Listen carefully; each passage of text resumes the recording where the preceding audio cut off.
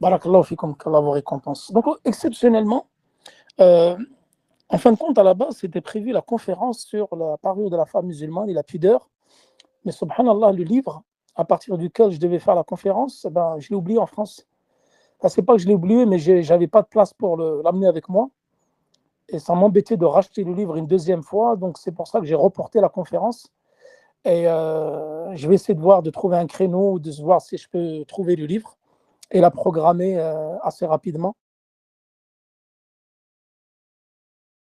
Bah, malheureusement pas en week-end parce que le week-end, on a le séminaire la semaine prochaine. Et là, après avoir mûrement réfléchi, je vais reprendre le. Parce que faire cela tous les jours, ça peut être un peu lourd pour vous, même pour moi. Donc, j'ai décidé de reprendre le programme que je viens d'afficher. À savoir, la sira, on va la faire vendredi soir, Inch'Allah. Vendredi soir. Samedi, ça sera le wasitiya. Mardi, ça sera les annulatifs de l'islam. Et jeudi, ça sera tafsir. On va poursuivre tafsir al-Qur'an, Juz Tabarak avec Surat al-Mudathir, Inch'Allah. Et je vais essayer de faire à chaque fois un cours par surah pour ne pas trop rallonger les cours. Comme j'ai fait pour Surat al-Muzammil, je pense un bon cours d'une heure et passer sur toute la surah, ça peut être pas mal. Voilà. Ou faire en deux cours, mais dans la même soirée, avec une pause. Inch'Allah, on va voir. Donc là, nous reprenons notre cours de Sira. Je ne sais pas où est-ce que nous avons, où nous nous sommes arrêtés la dernière fois, est-ce que vous vous rappelez? Je crois que j'avais fait la bataille de Badr. Voilà, la bataille de Badr. Donc nous sommes normalement arrivés au vers numéro 22. 52, pardon, 52. ووجبت فيه زكاة الفطر من بعد بدر بليال عشر. Donc ça, le vers 52 de l'Urjuz al-Mi'iyya ibn Abi Izz al-Hanafi, rahimahullah, nous avons vu que Zakat al-Fitr a été instaurée quelque temps après la bataille de Badr. Rappelez-vous, donc Zakat al-Fitr, nous avons dit, elle a été instaurée donc le 27e jour de Ramadan ou la 27e nuit de Ramadan. Et donc, rappelez-vous, la bataille de Badr a commencé quand? Pour ceux qui étaient présents avec nous, c'était le 17 Ramadan. Donc, c'était pendant Ramadan. Et d'ailleurs, Ramadan, pour ceux qui se souviennent des cours, ça a été légiféré donc, pendant le mois de Sha'ban, c'est-à-dire juste avant Ramadan. Et nous avions vu dans les cours concernant le jeûne que le prophète sallam a jeûné 9 années consécutives, comme l'a rapporté l'imam al-Nawawi fi al-Majmou', et dit à l'unanimité des savants que le prophète sallam a bien jeûné 9 années consécutives, c'est-à-dire 9 mois de Ramadan. وفي زكاة الماء وفي زكاة المال خلف فادري. Donc là, ça, nous en avons déjà parlé. C'est juste une petite révision pour se remettre un petit peu dans le bain, comme il y a eu une longue coupure euh, du dernier cours, une coupure de 15 jours, presque 3 semaines. Donc là, non, même pas, je crois que c'est juste 15 jours. Donc là, ils disent que concernant Zakat al-Mal, parce qu'il y a une différence entre Zakat et al-Fitr, qu'on sort donc à la fin de Ramadan, voire juste avant la prière de l'Eid, et Zakat al-Mal. Donc Zakat al-Mal, il y a un khilaf entre les savants de la Sunna. Comme je vous avais déjà dit, il y a une divergence quand est-ce qu'elle a été légiférée. Et donc un groupe de gens parmi les savants ont dit que c'était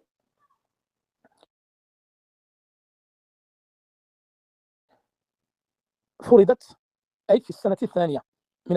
qu'elle a été légiférée la deuxième année de l'Hégire. Ensuite, Fadri, c'est-à-dire sache que Zakat al-Fadr, il y a eu une divergence, et vous allez voir que Sira, en fin de compte, vous vous rendez compte que quand vous enseignez la Sira, ce n'est pas une science exacte. Ce n'est pas comme lorsqu'on va étudier l'Aqidah, ou étudier par exemple le Hadith, ou d'autres sciences. Sira, malheureusement, il y a beaucoup de divergences, c'est comme le fiqh, c'est comme la jurisprudence. Sur les dates ne sont pas fixes. Et ça, vous allez voir, lorsqu'on va faire la chronologie des événements, avec les expéditions du prophète sallallahu alayhi wa sallam, il y aura souvent plusieurs paroles. Parce que chaque historien va donner une date différente. Et les savants, malheureusement, souvent, vont diverger sur les dates des expéditions, et ça tout au long de la sira. Vous allez rarement trouver une seule parole, des fois vous allez trouver même plusieurs paroles concernant un seul événement. Car la sira, comme vous le savez, elle a été écrite beaucoup plus tard, donc après la mort du prophète sallallahu alayhi wa sallam, comme nous l'avions déjà vu longuement dans l'introduction de Al-Fusul fi Sirat al-Rasul. Ici, les expéditions, je ne vais pas les détailler comme Al-Fusul fi Sirat al-Rasul, parce qu'Al-Fusul, nous l'avons longuement détaillé, et ça, à la base, Al-Urjuz al-Mi'iyya, j'étais censé la faire juste en quelques assises en France, mais je n'ai pas pu finir, et je vous avais promis de pouvoir la finir rapidement. Donc, je pense qu'il nous reste 4 assises ou 5 assises, et nous ne rentrerons pas dans le détail des batailles, car ceci a déjà été expliqué longuement dans Al-Fusul, fi Sirat al-Rasul al-Hafiz Ibn Kathir. Et, et d'ailleurs, juste après, donc, c'est-à-dire que la fille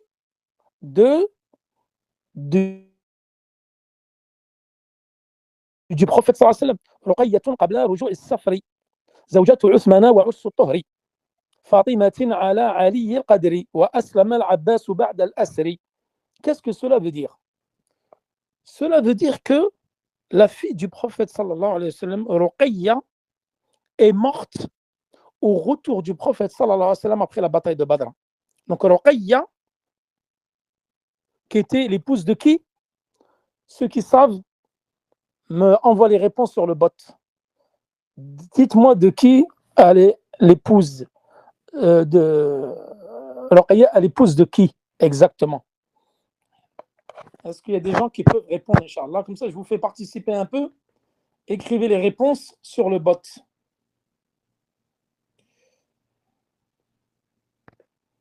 Il n'y a personne qui écoute, personne qui veut écrire. Ruqayya, Zawjatu Uthmana, je l'ai dit déjà. J'ai vendu le morceau. Je l'ai dit dans l'Urjuza. Zawjatu Uthmana. Donc Ruqayya, c'était l'épouse de Uthman ibn Affan radiyallahu anhu, qui a été tué donc par les Borat, ou Khawarij, comme vous le savez. Et Uthman ibn Affan, qu'on appelle Dhul Nourayn, c'est-à-dire celui des deux lumières, celui qui porte les deux lumières. Nourayn, pourquoi? Parce qu'il s'est marié avec les deux filles du prophète sallallahu alayhi wa sallam, Ruqayya, et lorsqu'elle est décédée, donc l'année 2 de l'Hégire, juste, donc fi Shawwal, ou même fi Ramadan, lorsque le prophète sallallahu alayhi wa sallam est venu de la bataille de Badr, au retour du prophète sallallahu alayhi wa sallam, Ruqayya est décédée. Et d'ailleurs, Uthman ibn Affan, à ce propos, n'a pas participé à la bataille de Badr, mais il a participé à la bataille de Uhud, qu'on va voir, Inch'Allah, vendredi. Je vais essayer de faire à chaque fois divers, expliquer divers par divers, comme ça il va rester à peu près une cinquantaine de vers ou un peu moins. Comme ça, Inch'Allah, en 5 cours, nous aurons fini Al-Urjuza al-Mi'iyya, bi'idhnillah. Et Uthman ibn Affan, on l'appelle Dhul Nourayn, parce qu'il s'est marié avec les deux filles du prophète sallallahu alayhi wa sallam, pas en même temps, bien sûr. Hein. Ça, c'est interdit, tu vois. Vous voyez, vous savez que ça, c'est interdit. Mais après la mort de Ruqayya, il a épousé Kulthum, comme nous allons voir juste après. Et c'est pour ça qu'on l'appelle Dhul Nourayn, avec les deux lumières, c'est-à-dire les deux filles du prophète sallallahu alayhi wa sallam, troisième calife de l'islam qui a été assassiné lâchement par les Bourats, et également celui dont la pudeur était immense. Et d'ailleurs, celui dont les anges avaient les anges, comment dire, j'ai oublié le terme en français, subhanallah. Uthman ibn Affan kana tastahi minhu al-malaika. C'est-à-dire les anges avaient un peu honte par rapport à Uthman de par sa pudeur. Et d'ailleurs, ça nous l'avons déjà relaté une fois. Uthman qui avait une pudeur extrême, qui était quelqu'un de très pudique. Vous savez, une fois le prophète sallallahu alayhi wa sallam était allongé chez lui, dans l'appartement de Aïcha radiyallahu anha. Je crois que vous allez me dire bientôt c'est le Maghreb. Malheureusement, je viens de rentrer à la maison. Je viens de rentrer il n'y a même pas 5 minutes. Ça fait que j'ai directement enchaîné le cours. En semaine, comme je vous ai dit, du dimanche au jeudi, je ne peux pas faire cours avant parce que je suis au Masjid Nabawi. Donc le temps de rentrer, il est quasiment presque 22h ici en Arabie, ça fait 21h en France. Je ne peux pas faire le cours avant. Mais en week-end, le vendredi et le samedi, je ne vais pas au Masjid Nabawi, donc je peux vous faire les cours beaucoup plus tôt. Mais en semaine, le mardi et le jeudi, malheureusement, je peux les faire qu'à partir de 21h. Pour ceux dont il y a le Maghreb, c'est pas grave, allez prier le Maghreb et vous revenez. Si vous loupez un peu, après, de toute façon, il y a la rediffusion, le cours est enregistré. Uthman ibn Affan, radiallahu anhu, une fois, le prophète sallallahu alayhi wa sallam était chez lui allongé, et comme vous le savez, le prophète sallallahu alayhi wa sallam recevait régulièrement ses compagnons qui venaient le visiter. Donc, il était dans l'appartement de Aïcha radiallahu anha. فاستأذن أبو بكر الصديق الدخول عن النبي صلى الله عليه وسلم. Et donc, il a demandé la permission à Aïcha pour qu'il puisse rentrer. Et le prophète sallallahu alayhi wa sallam, il était allongé et on voyait un petit peu, on va dire, il était dans une position, on va dire, si je peux employer ces termes, décontracté, allongé. Et je ne sais pas si on voit une partie de ses jambes ou de ses cuisses. Bon, je ne pense pas que sa aura elle était dénudée. Et dès qu'Abu Bakr al-Siddiq est rentré, le prophète sallallahu alayhi wa sallam n'a pas bougé de sa posture. Rentré, l'a salué, il est venu discuter avec lui. Ensuite, Omar ibn Khattab, il a demandé l'autorisation à Aïcha pour qu'il puisse venir. Pareil, il n'a pas bougé de sa posture. Et ensuite est venu Uthman ibn Affan.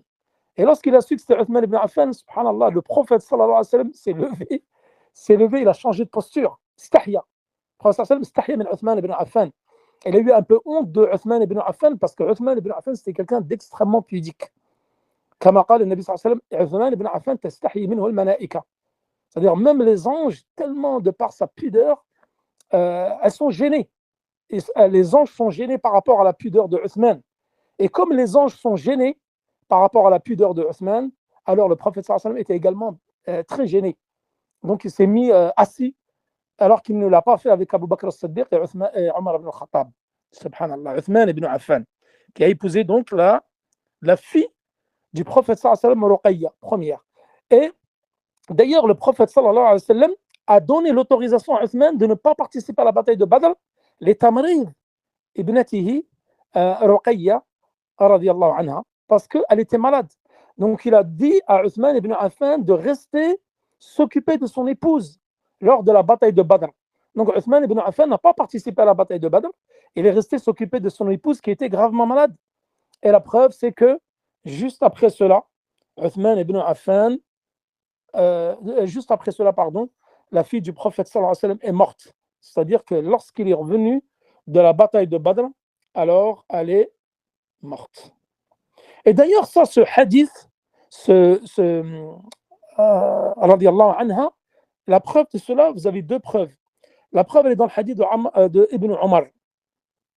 Il a dit أما تغيبه, c'est-à-dire son absence عن بدر فإنه كانت تحته بنت رسول الله صلى الله عليه وسلم.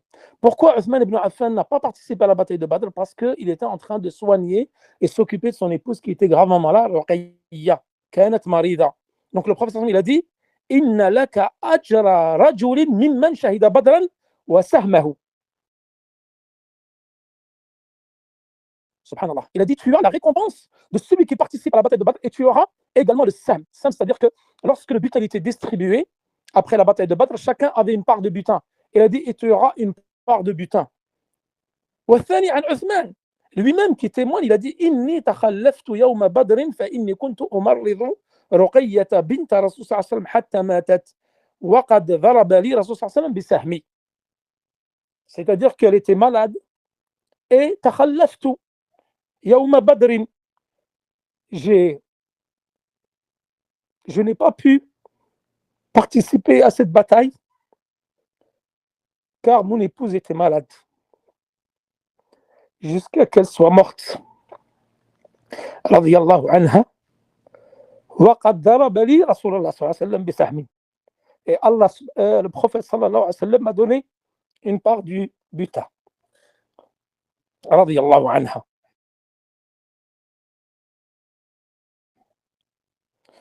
Ensuite, l'auteur dit, excusez-moi,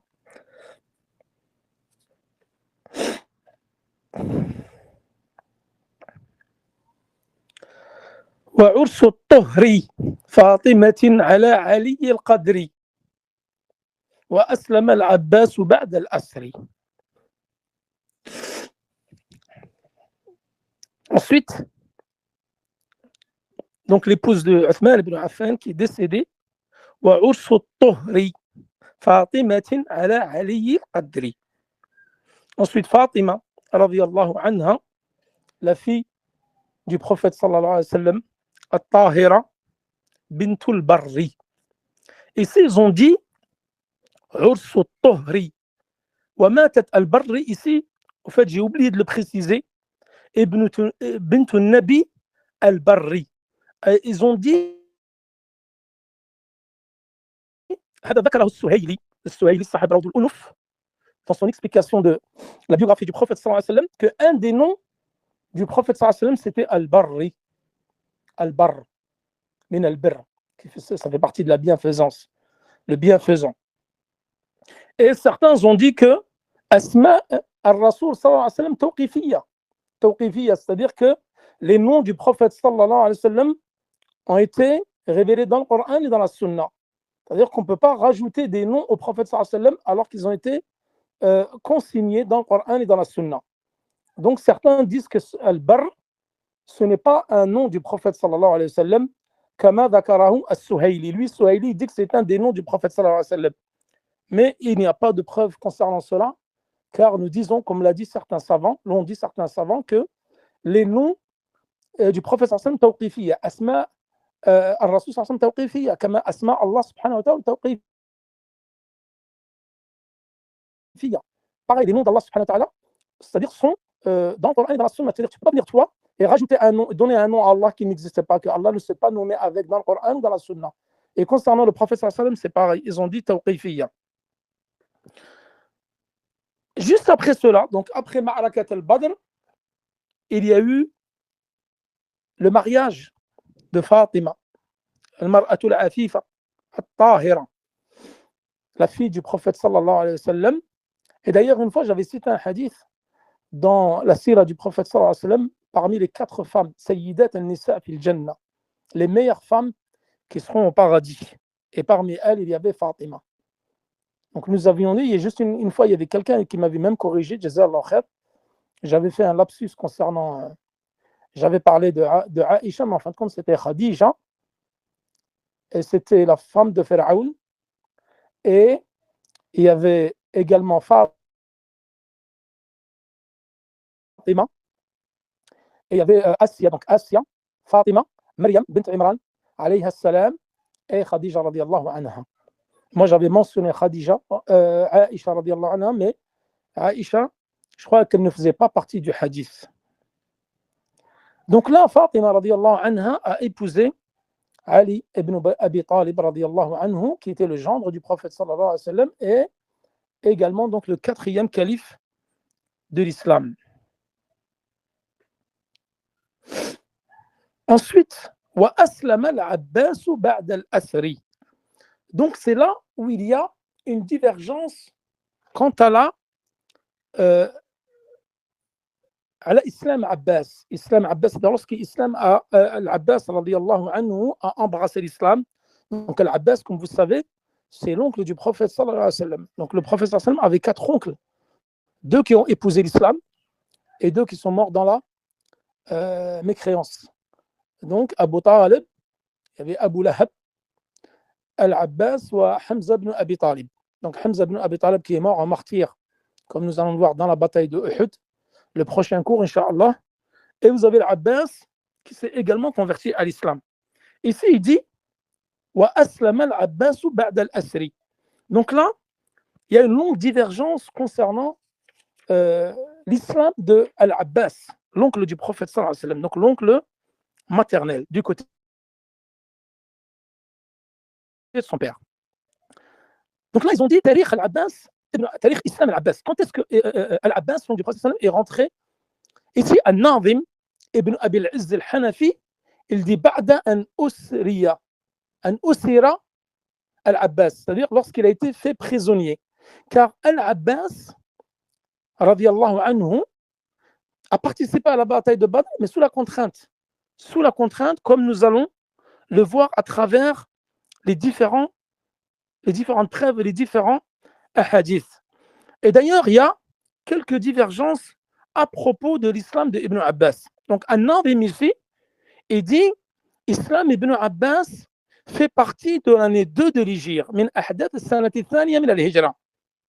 Et ça, c'est l'avis qu'a choisi An-Nazim ibn Abi Izz al-Hanafi, wa Ibn Hazm al-Andalusi, wa Suhayli, وابن الأثير صاحب الكامل في التاريخ، ابن الأثير، والذهبي صاحب سير أعلام النبلاء والتاريخ للذهبي. Donc eux, ils disent que l'Abbas s'est converti, il est rentré dans l'islam l'année 2 de l'Hégire, juste après la bataille de Badr, puisque dans la bataille de Badr, il a été fait prisonnier. Et la preuve de cela, parce que Ibn al-Abbas, certains disent qu'il s'est converti avant la hijra du prophète, mais il avait caché son islam, de peur des répercussions des Qurayshites. Mais Ibn Abd al-Barr, lui, il est d'un avis contraire à ceci. Il dit في حديث الحجاج بن علاط أنه كان مسلما يسره ما يفتح الله على المسلمين ثم أظهر إسلامه يوم فتح مكة. C'est-à-dire qu'il avait caché son islam et il a donc prononcé son islam en apparence, il a mis en apparence son islam يوم فتح مكة. Et ça, nous l'avons déjà vu dans le Fusul fi Sirat al-Rasoul, que Ibn al-Abbas, il s'est converti Yawm al-Fath, c'est-à-dire lors de la conquête de la Mecque, l'année 8 de l'Hégire, avec qui? Avec Abu Sufyan. Abu Sufyan, donc, qui a combattu le prophète sallallahu alayhi wa sallam dans la bataille de Badr, dans la bataille d'Uhud et d'autres batailles que nous allons voir, jusqu'à l'année 8 de l'Hégire, et s'était converti avec Al-Abbas. Amma Ibn al-Athir, فأخر إسلامه إلى عام الفتح. Ibn al-Athir, lui, c'est un grand historien comme Tabari, comme Ibn Kathir, comme d'autres, comme Al-Waqidi. Vous avez Ibn Hisham, Ibn Ishaq, tout ça, ce sont des grands, Ibn Sa'ad, des grands historiens musulmans. Ibn al-Athir, lui, il a retardé l'islam de l'Abbas. Il a dit, il a donc montré son islam, il a dévoilé son islam à Am al-Fath, c'est-à-dire lors de la conquête de la Mecque. Donc là, vous avez deux avis contraires. Comme je vous ai dit, dans la Sira et dans la biographie du prophète et l'histoire en général, vous allez rarement trouver une date fixe où les historiens se sont accordés sur une date. Je ne dis pas sur toutes les dates, bien sûr, mais souvent, regardez, même la naissance du prophète, la mort, les dates de Hijra, souvent il y aura des divergences. Sauf quelques dates près, par exemple comme Ghazwat Uhud, il n'y a pas de divergence. Comme Ghazwat Badr, il n'y a pas de divergence. Ici, l'islam de l'Abbas, il y a une divergence. Et d'ailleurs, il y a un hadith du prophète sallallahu alayhi wa sallam qui a été rapporté par Abdullah ibn Abbas qui dit, le prophète sallallahu alayhi wa sallam a dit, Ya Abbas, donc ça le jour de la bataille de Badr, ifdi nafsaka wa ibn akhika Aqil ibn Abi Talib, ou Aqil ibn Abi Talib, wa Nawfal ibn al-Harith, wa halifaka Utba ibn Jahdam. قال فأبى وقال إني قد كنت مسلما قبل ذلك وإنما استكرهوني قال الله أعلم بشأنك إن بك أو إن يك ما تدعي حقا فالله يجزيك بذلك وأما ظاهر أمرك فقد كان علينا فافدي نفسك. Ce hadith qui a été rapporté par Abdullah ibn Abbas, mais fihi ضعف. Donc ce hadith, il y a dans la chaîne de transmission une faiblesse, c'est-à-dire fihi ضعف. Hadith, certains ils ont dit qu'il est ضعيف. طيب. Dans ce hadith, qu'est-ce qu'il a dit le prophète sallallahu alayhi wa sallam? Donc rappelez-vous, le prophète sallallahu alayhi wa sallam a fait des prisonniers. Donc suite à la bataille de Badr, donc ceux qui ont perdu la bataille, les Qurayshites, ont été faits prisonniers. Parmi eux, Al-Abbas, l'oncle du prophète sallallahu alayhi wa sallam, donc qui était lui à la base avec les Qurayshites. Et il a dit Stakrahuni, c'est-à-dire qu'ils m'ont obligé à venir participer à la bataille de Badr. J'ai participé à cette bataille sous la contrainte. Et là, le prophète sallallahu alayhi wa sallam, qu'est-ce qu'il a dit? Allahu a'lamu bi sha'nika. Allah sait exactement ce qu'il y a dans ton cœur. In yaku ma tadda'i haqqan, si ce que tu dis est vrai, fallahu yujzika bidhalik. Allah te récompensera en fonction de tes intentions. Wa amma zahiru amrika faqad kana alayna. C'est-à-dire qu'en apparence, tu es venu participer à la bataille avec les Qurayshites, donc nous t'avons combattu et nous t'avons fait prisonnier. C'est-à-dire libère ta personne en payant la rançon. Il lui a demandé de payer la rançon. Donc ils ont dit ici, les savants, les historiens, si Al-Abbas était réellement musulman à la bataille de Badr, le prophète sallallahu alayhi wa sallam ne lui aurait pas demandé de racheter sa propre personne en versant une rançon. Donc il dit, le prophète sallallahu alayhi wa sallam, s'il était réellement musulman, il l'aurait su. Il ne l'aurait pas fait prisonnier, il ne l'aurait pas demandé de rançon.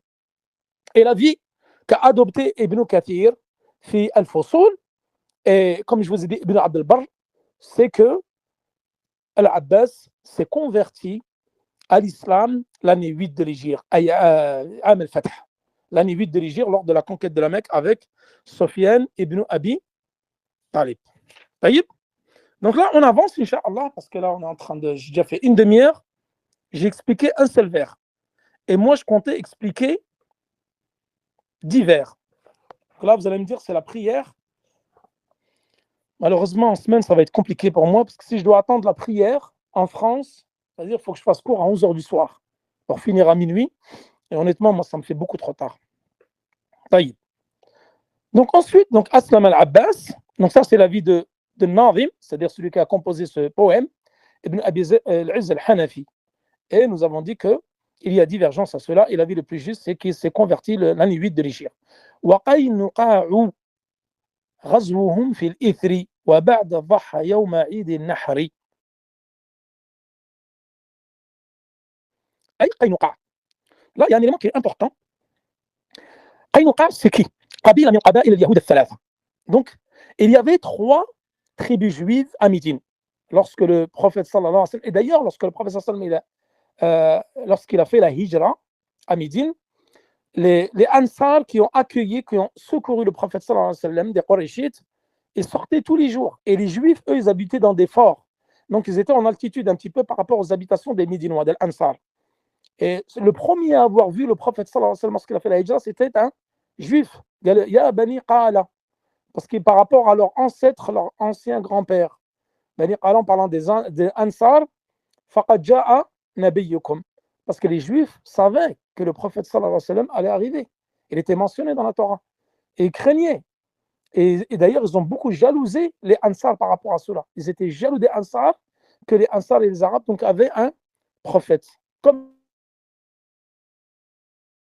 nous l'avons déjà vu dans As-Sira an-Nabawiyya fi al-Fusul. Donc Banu Nadir, il y avait Banu Nadir et Qaynuqa. Donc il y avait 3 tribus. Et ça, c'est une des tribus que le prophète sallallahu alayhi wa sallam donc, a combattu. Pourquoi? Parce qu'il y avait un pacte de non-agression entre eux. Donc un traité de paix, si on peut s'exprimer ainsi. Un traité de paix entre lui et les tribus juives. Comme nous allons voir ensuite la bataille de Banu Nadir. Nous allons voir soit la semaine prochaine, soit la semaine d'après. Et ils ont rompu c'est la première tribu parmi les 3 tribus juives qui a rompu le pacte ou le traité de paix qu'il y avait entre eux et le prophète sallallahu alayhi wa sallam. Alors le prophète sallallahu alayhi wa sallam les a combattus. C'est tout de suite après la bataille de Badr. Donc les historiens, ils ont dit c'était la moitié de Shawwal, c'est-à-dire à peu près à 15 Shawwal. Donc il les a assiégés parce qu'ils habitaient dans des forts. Donc 15 laylatin. Donc pendant à peu près 15 nuits. Jusqu'à la moitié de Dhul Qa'da. Ou ils ont dit jusqu'au début, de Dhul Qa'da, du 15 Shawwal jusqu'au début de Dhul Qa'da. Alors ils ont eu peur, puisque le professeur les a assiégés, ils ont eu peur. Parce qu'il les a appelés à l'islam.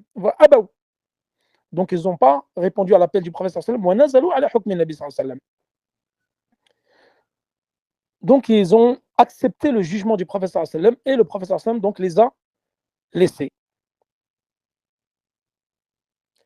Et Shafa'a fihim, celui qui a intercédé auprès du professeur en leur faveur, Abdullah ibn Ubay, Ra'sul Munafiqin, qui était le chef des hypocrites, parce que lui, en apparence, il montrait. D'ailleurs, à ce propos, si vous vous souvenez, lorsqu'on avait fait le Fusul, quand est-ce que les hypocrites sont apparus? Les hypocrites sont apparus à Médine juste après la bataille de Badr. Parce que c'était des gens qui montraient leur islam en apparence et qui détestaient le prophète sallallahu alayhi wa sallam, comme nous allons voir dans la bataille de Uhud. D'ailleurs, dans beaucoup de batailles, ils ont participé avec les kuffars, avec les Qurayshites, contre le prophète sallallahu alayhi wa sallam. Et eux, ils détestaient l'islam et le prophète dans leur fort intérieur, dans leur cœur. Mais en apparence, ils montraient donc une certaine sympathie pour l'islam, etc. Donc il jeûnait, il priait, mais tout ça en totale hypocrisie. Et lui, il est venu donc pour intercéder en faveur donc des Juifs auprès du prophète sallallahu alayhi wa sallam. Et Banu Qaynuqa, donc ensuite, pourquoi il y a eu la bataille? Donc là, je vous ai dit qu'il y a eu le siège de Banu Qaynuqa, mais connaissez-vous la raison de ce siège?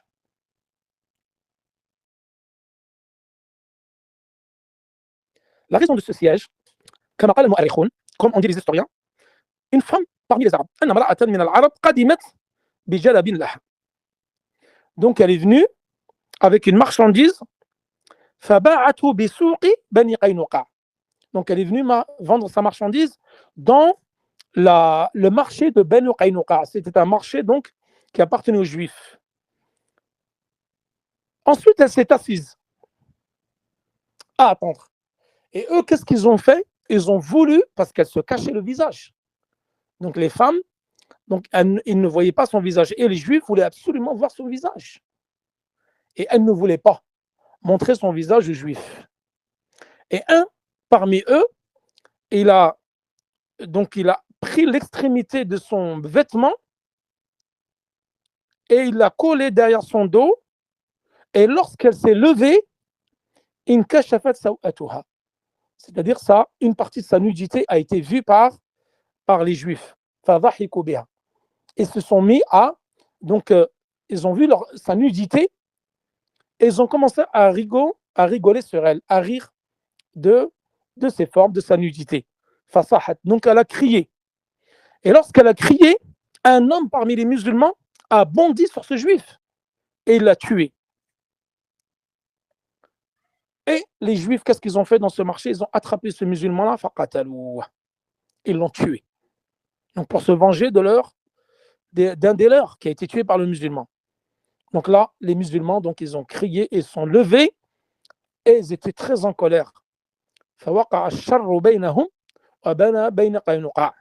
Entre les musulmans, le mal s'est propagé et donc là, entre les musulmans et les Banu Qaynuqa, le combat a eu lieu et le prophète sallallahu alayhi wa sallam donc les a assiégés. Donc voilà l'origine de la bataille de Bani Qaynuqa, Ghazwat Banu Qaynuqa. Et c'est une ghazwa qui a eu lieu, comme je vous ai dit, tout de suite après la bataille de Badr. Et ensuite, une des raisons aussi, laquelle, c'est qu'ils ont rompu le pacte, le traité de paix qu'il y avait entre lui et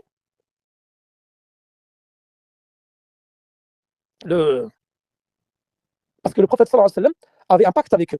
Et le prophète les a appelés à l'islam, comme a fait hadith Abdullah ibn Abbas. Lorsque le prophète sallallahu alayhi wa sallam donc, a battu les Qurayshites, Yawma Badrin, il est revenu à Médine, et il a regroupé les Juifs, le prophète sallallahu alayhi wa sallam, dans leur marché Souq Bani Qaynuqa. Il leur a dit, ô peuple juif, aslimu, qabla an yusibakum mithla ma asaba Qurayshan. Rentrez dans l'islam avant que ne vous survienne ou ne vous arrive ce qui est arrivé à Quraysh. Ils ont dit, oh ya Muhammad, sous le ton de l'ironie, en se moquant de lui, ne sois pas la yaghurrannaka min nafsika annaka qatalta nafaran min Quraysh kanu aghmaran. C'est-à-dire sous le ton de l'ironie, ne crois pas que parce que tu es quelques armars, quelques jeunes Qurayshites, qui ne connaissent pas le combat, alors tu crois que nous, tu vas nous tuer pareil. Donc ils n'ont pas répondu à l'appel du prophète sallallahu alayhi wa sallam et se sont plutôt enorgueillis de cela. Ils ont été pris d'orgueil en se moquant et ils n'ont pas respecté leur engagement et surtout le pacte qu'il y avait entre eux et le prophète sallallahu alayhi wa sallam. Alors qu'est-ce qu'ils ont fait? Le prophète sallallahu alayhi wa sallam a décidé de les assiéger comme je viens de vous le dire. Taïb. Qu'est-ce qu'il dit ensuite, juste après cela? Bon, je ne vous cache pas que j'avais prévu d'avancer jusqu'aux 60, mais là, ça fait déjà presque 50 minutes et je n'ai pas du tout avancé. Je vais essayer d'aller vite, les frères. Comme ça, on essaie de finir, Inch'Allah, la bataille qui suit, parce qu'il y a plusieurs batailles, mais elles sont courtes parce qu'il n'y a pas eu de combat. C'est des batailles où il n'y a pas eu de combat. Ensuite, qu'est-ce qu'il dit ici? Il dit c'est-à-dire juste après la bataille de Qaynuqa, le siège, on va dire plutôt le siège de Qaynuqa. Qu'est-ce qui s'est passé? Le prophète sallallahu alayhi wa sallam, yawma Eid al-Nahri. C'est-à-dire là, nous sommes où maintenant? Nous sommes à Dhul Hijjah. Donc Shawwal est passé, Dhul Qa'da, il y a eu le siège de Bani Qaynuqa, ensuite le prophète sallallahu alayhi wa sallam, dhaha yawm al-Eid. C'est-à-dire que Allah subhanahu wa ta'ala a légiféré le sacrifice de la bête, que ce soit un mouton, une vache, etc. Alors le prophète sallallahu alayhi wa sallam, comme a dit ici, An-Nazim, Yawm al-Eid, ay Yawm Eid al-Nahri. Donc le prophète a égorgé pendant donc Dhul Hijjah, le 10e jour de Dhul Hijjah de l'année 2 de l'Hégire. Comme قال ابن الأثير, l'historien, وفيها ضحى رسول صلى الله عليه وسلم بالمدينة وخرج بالناس إلى المصلى وذبح بيده شاتين وقيل شات. Donc il est sorti dehors, il a égorgé un ou deux moutons et il a prié avec les gens Salat al-Eid. Ensuite, vous me dites quand vous en avez marre, si c'est un peu trop long, on arrête, Inch'Allah, il n'y a pas de problème. D'accord? Je sais que là, ça fait presque. Ça doit être le Maghreb chez vous, où je crois qu'il est déjà passé. وغزوة السويق ثم قرقرة والغزو في الثالثة المشتهرة. Donc là, il parle de غزوة السويق. Qu'est-ce que Sawiq? Comme nous allons voir, Sawiq, c'est de l'orge ou du blé qui a été donc mathoun, c'est-à-dire qui a été moulu, réduit en poudre, ensuite en farine, pardon, et ensuite il est mélangé pour être mangé. C'était un plat Sawiq qui était très très connu. Rappelez-vous, nous l'avons vu dans Kitab al-Tawhid, lorsque nous avons parlé de je ne me rappelle plus dans quel bab, où nous avons parlé de Al-Aliha, Al-Asnam, les différentes idoles, comment les idoles sont apparues fi Jazirat al-Arab. Et nous avons parlé de l'idole qui est à Taïf. Et c'était un homme pieux qui venait tout le temps faire as-Sawiq. Kana yalutu as-Sawiq lil-Hajj. Vous vous rappelez dans Kitab al-Tawhid, il préparait as-Sawiq, ce plat qui était très connu à l'époque des Arabes pour les Hajjaj qui partaient à Mecca. Et donc ça, c'était un plat qui est très connu chez les Arabes. Et pourquoi elle s'appelle Ghazwatu Sawiq, comme nous allons le voir en plus. Ensuite, il a dit Qarqara. Ici, An-Nazim, il a séparé deux batailles. C'est-à-dire qu'il a évoqué Sawiq, thumma Qarqara. Et nous allons voir qu'en fin de compte, As-Sawiq wa Qarqara, c'est la même bataille, comme on dit certains historiens. Abu Sufyan, qui a subi une très lourde défaite dans la bataille de Badr, il a juré qu'il ne rentrerait pas à Mecca, qu'il ne se laverait pas le visage, ou le janaba, qu'il ne laverait pas son état de janaba avec de l'eau jusqu'à qu'il se venge de Mohammed. Donc lorsqu'il était de retour à Mecca avec les combattants qui avaient réussi à échapper donc, aux musulmans, Abu Sufyan, donc ça c'était avant qu'il rentre dans l'islam, avait fait vœu de ne pas se laver les cheveux ou même carrément de prendre une douche avant d'avoir lancé une expédition contre le prophète sallallahu alayhi wa sallam. Donc là, il était accompagné de 200 cavaliers. Donc ça c'était bien après la bataille de Badr. Il a quitté la Mecque et il est arrivé à proximité de Médine, donc avec une armée de 200 cavaliers. Il est arrivé à proximité de la ville et il a passé la nuit chez Salam ibn Mishkan. Donc c'était un notable de la tribu juive des Banu Nadir, Banu Qaynuqa et ensuite Banu Nadir. Et nous allons voir qu'après, le prophète sallallahu alayhi wa sallam va déclarer la guerre à Banu Nadir. Donc ce Banu Nadir, cette tribu, donc leur notable, leur chef, Salam ibn Mishkan, il était chargé de garder le trésor des membres de sa tribu, des juifs. Donc lui, qu'est-ce qu'il a fait?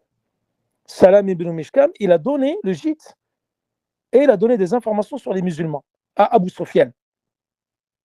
Donc au matin, de retour chez ses compagnons, c'est-à-dire Abu Sufyan, il les a envoyés à l'extrémité de Médine, à un endroit qu'on appelle Al-Urayz. Al-Urayz. et il leur a ordonné de brûler des palmeraies appartenant aux musulmans. Et ils ont trouvé là-bas, dans la palmeraie, un Ansar, donc qui s'occupait des palmiers, un agriculteur, et un de ses associés à qui appartenaient les dattiers en question. Et les tuèrent avant de repartir. Et lorsque le prophète sallallahu alayhi wa sallam a appris la nouvelle, il se lança à ses trousses, après avoir désigné qui? Abu Lubaba, pour diriger les affaires des musulmans, parce que le prophète sallallahu alayhi wa sallam est parti donc combattre Abu Sufyan suite à la bataille de Badr. Et ça, c'est ce qu'on appelle l'expédition de Sawiq. Et il a essayé de rattraper Qarqara. Et c'est pour ça qu'ici, ils sont arrivés à l'endroit qu'on appelle Qarqarat Kird. Donc pourquoi? C'est pour ça qu'ici, Nazim, lui, il exprime qu'il y a eu deux batailles, mais c'est la même. La bataille de Sawiq et la bataille de Qarqara Kird, en fait, c'est la même. Parce que lorsqu'ils sont arrivés, le prophète sallallahu alayhi wa sallam est arrivé à Qarqara. Qarqara, c'est un endroit où il y avait de l'eau qui appartenait à la tribu de Bani Sulaym. Et ça, nous allons voir après aussi la bataille de Bani Sulaym, même s'il n'y a pas eu de combat, ni il n'y a eu de mort. Et c'est pourquoi ils disent Qarqarat Kird? Parce que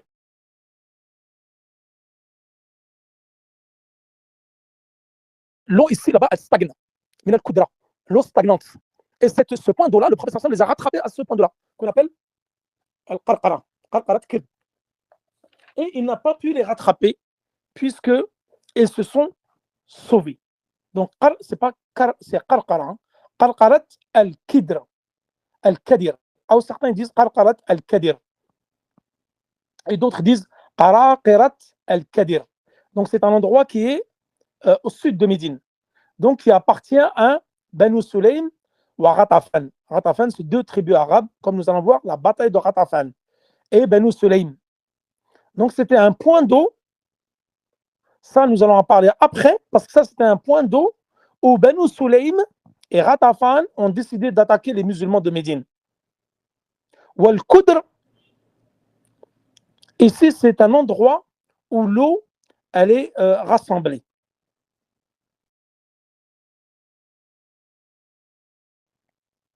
Et lorsque le prophète sallallahu alayhi wa sallam est arrivé ici, donc à Qarqarat al-Kadir, il n'a trouvé personne. Il n'a trouvé personne, et donc Abu Sufyan s'était déjà sauvé et arrivé à Mecca où il avait, le prophète sallallahu alayhi wa sallam n'a pas pu le rattraper. C'est-à-dire qu'ici, il parle de la bataille de Sawiq. Et d'ailleurs, pourquoi Sawiq? J'ai oublié de vous préciser. Pourquoi Sawiq? Parce qu'Abu Sufyan, lorsqu'il a appris que le prophète sallallahu alayhi wa sallam était à ses trousses, eux, ils avaient chargé beaucoup de provisions en venant de Mecca lorsqu'ils sont arrivés à Médine. Comme vous le savez, entre Médine et Mecca, il y a à peu près un peu plus de 400 km. C'est à peu près 10 jours de marche ou à d'autres chameaux ou à d'autres cheval ou à cheval. Donc eux, ils ont ramené à Sawiq, cette nourriture donc faite à base de farine de blé ou d'orge. Et ils étaient surchargés. Donc qu'est-ce qu'ils ont fait? Ils ont commencé à acheter toutes leurs provisions. Ils ont jeté les provisions justement pour se délester de ce surpoids qu'ils avaient sur eux. Et ils ont tout jeté. Et ensuite, bien sûr, le prophète sallallahu alayhi wa sallam et ses compagnons ont récupéré ces provisions-là. Et c'est pour ça qu'ils l'ont appelé Ghazwatus Sawiq, c'est-à-dire l'expédition de cette nourriture-là, c'est-à-dire la farine d'orge ou de blé. Donc, Qarqarat al-Qadir. Et là, donc, il est revenu, le prophète sallallahu alayhi wa sallam. Donc, certains disent que c'est deux batailles différentes. Mais Nazim, lui, il en fait deux batailles différentes parce qu'il a dit Sawiq thumma Qarqara, ay Ghazwat Qarqarat al-Qudr. Donc là, le fait qu'il a dit thumma atafaha ala Ghazwat al-Sawiq. Mais les historiens disent qu'en fin de compte, c'est une seule. Donc, ذهب بعض أهل العلم أنها غزوة واحدة. Et c'est pour ça qu'Ibn Kathir, il dit غزوة السويق في ذي الحجة منها وهي غزوة قرقرة القدر. Donc قرقرة القدر, c'est l'endroit où est arrivé le prophète sallallahu alayhi wa sallam, donc qui appartient à Banu Salim ou Ghatafan. C'est exactement la bataille de Sawiq, même s'il n'y a pas eu de combat. Donc certains gens de science disent que c'est une seule et même bataille. Là, vous voyez, tout de suite après, on va parler de Ghatafan. Et là, il dit في الثالثة المشتهرة. Donc, en fin de compte, il y a une légère divergence. Certains ont dit que cette bataille a eu lieu في ذو الحجة, et d'autres, ils ont dit donc في محرم. Parce qu'après ذو الحجة, vous avez Shahrullah al-Muharram, donc le début de la 3e année de l'Hégire. Al-Mushtahira. Donc, c'est-à-dire, ce qui est connu, c'est que c'est la 3e année de l'Hégire. Et là, donc 58. On va essayer de finir, Inch'Allah, les frères. Juste un peu de patience, encore 2 vers. Et je vous laisse, car j'ai vu qu'il y en a beaucoup qui commencent à partir. Je pense que ça fait un petit peu long pour eux. Moi, je pensais faire juste une demi-heure, mais souvent, quand on parle, on ne s'entend pas parler et on ne voit pas l'heure passer, surtout. J'espère que je n'ai pas trop été ennuyé pour vous. في غطفان وبني سليم وأم كلثوم ابنة كريم زوج عثمان بها وخصه ثم تزوج النبي حفصة وزينبا ثم غزا إلى أحد في شهر شوال وحمراء الأسد. Je ferai juste le 58-59 et Ghazwat Uhud, je vous la ferai vendredi prochain, Inch'Allah. Donc là, dans le vers 58, il parle, le prophète sallallahu alayhi wa sallam, de Ghatafan. Ghatafan et Banu Sulaym. Donc là, Ghatafan, c'est également une tribu arabe. Donc là, il parle de Ghatafan. Et la bataille de Ghatafan, ici, Ghazwat Ghatafan, elle s'appelle également Ghazwat Dhi Ammara. Dhi Ammara. Bitashid Ra. Et ce nom-là, il n'est pas connu actuellement. Donc, les anciens, ils disent que c'était à côté de Nukhayl. Donc, c'est-à-dire, c'est une contrée qui est au nord de Médine. Au nord de Médine, proche d'une contrée qui s'appelle Al-Hinakiya. Al-Hinakiya, c'est proche, c'est sur la route de Qassim, donc au nord de Médine. Et la plupart des historiens relatent que cette bataille, Ghatafan, a eu lieu la 3e année de l'Hégire. Et certains évoquent une différence, comme je vous ai dit, quant au mois. Certains ont dit Muharram, Waqila Safar, Waqila Rabi' al-Awwal. Donc plusieurs dates sont évoquées, mais ce qui est sûr, c'est que c'est l'année 3 de l'Hégire. L'année 3 de l'Hégire. Le prophète sallallahu alayhi wa sallam est parti là-bas, car il a entendu qu'il voulait venir donc envahir les habitants de Médine et les combattre. Donc il est sorti pour combattre les gens de Ghatafan. Mais il n'y a pas eu de combat. Donc ils se sont vus, les deux tribus, ou les deux, on va dire les deux groupes, les deux armées se sont vues, mais il n'y a pas eu de combat. Ensuite, il y a eu la Ghazwa de Bani Sulaym. Bani Sulaym, pareil. Et elle s'appelle également Ghazwat Buhran. Ghazwat Buhran. Et elle s'appelle également Ghazwatu al-Fur'i. Comme ça, vous savez, si un jour vous entendez Ghazwat al-Fur'a, Ghazwat Buhran, vous saurez c'est Ghazwat Banu Sulaym. Banu Sulaym qui sont donc également une tribu arabe. Et certains évoquent, parce que là, An-Nazim, il a mis la bataille de Bani Sulaym l'année 3 de l'Hégire. Mais certains gens de science, comme les historiens, ils disent qu'en fin de compte, Banu Sulaym, elle a eu lieu juste après la bataille de Badr, pour repousser Abu Sufyan, qui est venu donc à Médine avec 200 cavaliers, donc et suite à la bataille de As-Sawiq, wa Qarqarat al-Qudr. Donc en fin de compte, c'est une continuité. Car Banu Sulaym, donc qui sont entre Médine et Mecca, ils ont voulu envahir la Médine pour combattre le prophète sallallahu alayhi wa sallam. Et alors le prophète sallallahu alayhi wa sallam a décidé d'aller donc les combattre. Wa Umm Kulthum ibnatul Karimi. Donc là, il parle de Umm Kulthum, qui est la fille du prophète sallallahu alayhi wa sallam. Zawwaja Uthman biha wa khassa. C'est-à-dire qu'après la mort de Ruqayya, la fille du prophète sallallahu alayhi wa sallam, alors Uthman ibn Affan a épousé la deuxième fille du prophète sallallahu alayhi wa sallam l'année 3 de l'Hégire, et qui s'appelle donc Kulthum, la fille du prophète sallallahu alayhi wa sallam. Donc c'est pour ça qu'on l'appelle Dhun Nurayn, car il a épousé les deux filles du prophète sallallahu alayhi wa sallam. ثم قال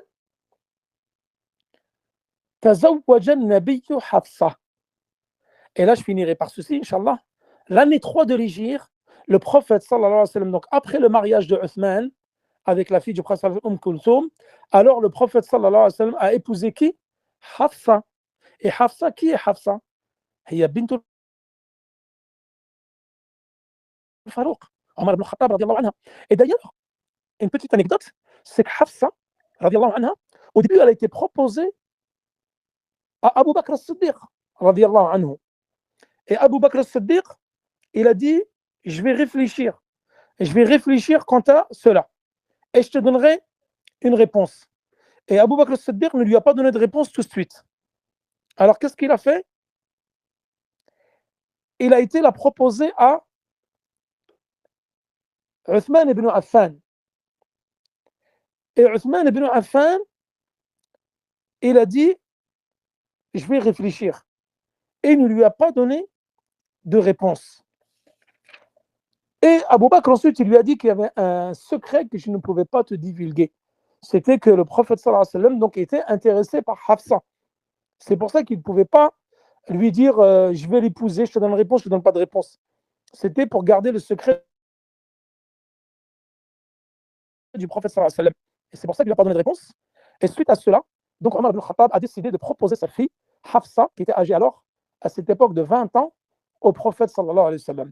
Et donc l'année 3 de l'Hégire, le prophète sallallahu alayhi wa sallam a épousé Hafsa, la fille de Omar ibn Khattab, radiyallahu anhu. Et suite à cet événement, donc l'année 3 de l'Hégire, c'était une année riche en événements, comme l'année 2 de l'Hégire, wa Zainaban. Zainaban, ici c'est qui? Zainab. Donc c'est la nouvelle épouse du prophète sallallahu alayhi wa sallam. Donc il avait épousé Khadija, ensuite Aïcha, ensuite Hafsa, ensuite maintenant Zainab. Tazawwaja Zainab. Et d'ailleurs, Hafsa, j'avais oublié de le préciser, et je finirai par ceci, Inch'Allah. Hafsa, elle était mariée à Khunays ibn Hudhafa, al-Sahmi, qui était un des compagnons du prophète sallallahu alayhi wa sallam. Et Khunays ibn Hudhafa, il est mort pendant la bataille de Badr. Donc, il a eu la jambe coupée, et il est mort suite à cela. Et lorsqu'il est mort, donc, Omar ibn al-Khattab a décidé donc de la marier. Donc, comme je vous ai dit au début, Abu Bakr as-Siddiq. Ensuite, Abu Bakr as-Siddiq s'est tu, il ne lui a rien dit. Ensuite, il est parti voir Uthman. Uthman, il est resté quelques nuits et il ne lui a pas donné de nouvelles. Donc, après, il a épousé le prophète sallallahu alayhi wa sallam.